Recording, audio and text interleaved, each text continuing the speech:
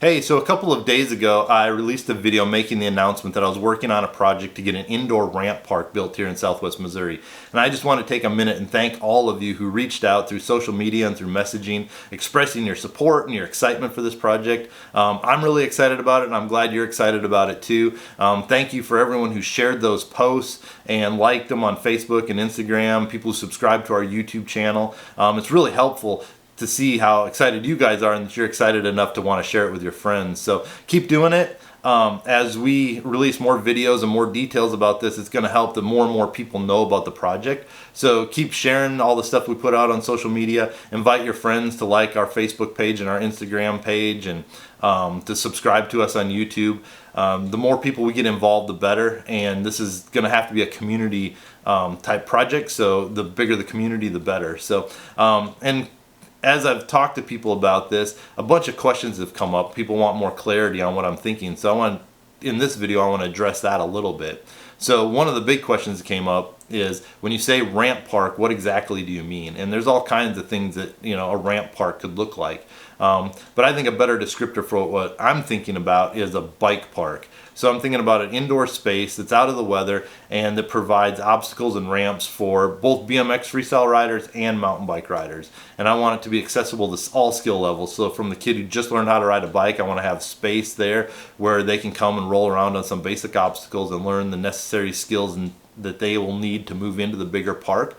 But then when we're thinking about the majority of this facility, thinking about ramps that are going to be, like I said, appealing to BMX freestyle riders and mountain bikers, but also to intermediate level riders all the way up to pro level riders, and stuff that's going to both be fun for everyone, but also be challenging enough to push people to progress in their skills. So maybe some pictures would help describe this a little bit better. So I'm thinking about taking an empty warehouse that kind of looks like this and filling it up full of ramps that look kind of like this, or maybe like this, or something like this. So hopefully visually that gives you a little bit of a picture. And then obviously part of what we're going to do is going to include some sort of resi or foam section where riders can also progress and learn new tricks safely. That just seems to be a big part of it. And then, one of the big things when I was managing Autumn Ramp Park from 2006 to 2012 there, one of the big things that we did was the Jomo Pro, which was a big pro BMX contest that we hosted here in Joplin. And definitely want something like that to be part of this new project. I want to bring a contest like that back to Southwest Missouri. So as we're thinking about how we're going to design the ramps and lay everything out, we're definitely thinking about a park that's going to be fun to ride every day, but also something that can be used as a pro level contest park. So I hope that kind of casts a little bit of vision about what we're thinking facility wise. Another thing that comes to mind when I think about this park though really is community. I want a space that's going to develop a tight-knit community. And I was recently home back in northern Iowa, southern Minnesota, visiting family, and I was hanging out with some friends from high school, and we were talking about the good old days, and it reminded me of the first ramp that I ever built. So back in 1994, the summer after I graduated from high school, I took all of the money that I had gotten from my graduation reception, and I took all that money and I went to the lumber yard and I bought a bunch of 2x4s and 2x6s and plywood, and brought it home and started building a 6-foot tall quarter pipe to put in my backyard. And I still remember that night when I pulled up with all that wood and I started cutting out the templates and stuff, and then pretty soon one friend showed up and then another friend showed up, and pretty soon there was like 6 of us, and we all built this ramp together.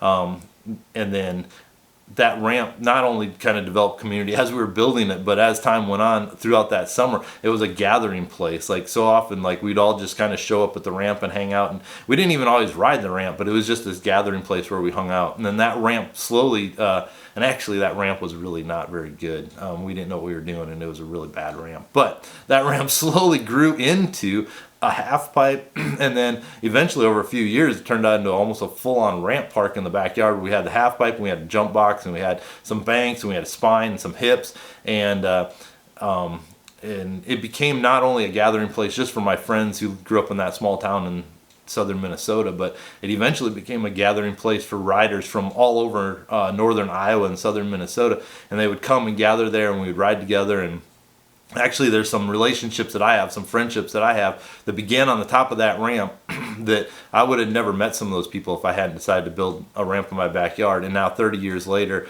we're still really good friends. And I'm so grateful for that. And I saw similar things happen at Autumn Ramp Park.